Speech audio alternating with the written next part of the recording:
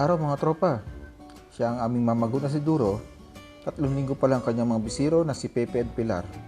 Sa di inaasahan, si mamagot ay biglang naging kritikal. Natanda na siya ay bloated. Dahil sa mabilis na kilos ng ating kasamahan, pinahiran daw niya agad ng buong katawan ng suka. Abay buhay pa si mamagot, gusto ng kilawin. Sa huli, pinainom siya ng mantika at hindi masimas ang kanyang tiyan. Makikita sa ating mga bisiro ang pag-alala sa kanilang mamagot.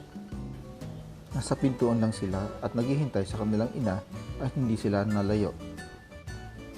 Dahil sa paunang lunas, unti-unti na siya nakakilos at naitataas na niya ang kanyang ulo. Ito'y tanda na gumaganda na ang pakiramdam niya.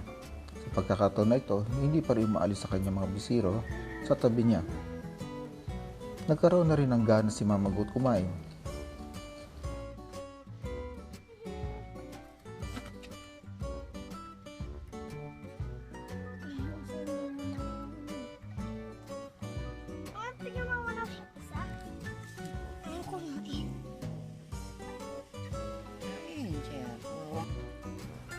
Sa pagkakataong ito, dumating na rin ang ating kaibigan na si Marlon ng kambingan sa Banahaw upang matingnan ang ating mamagot na si Duro.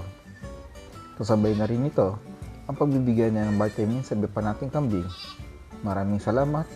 God bless.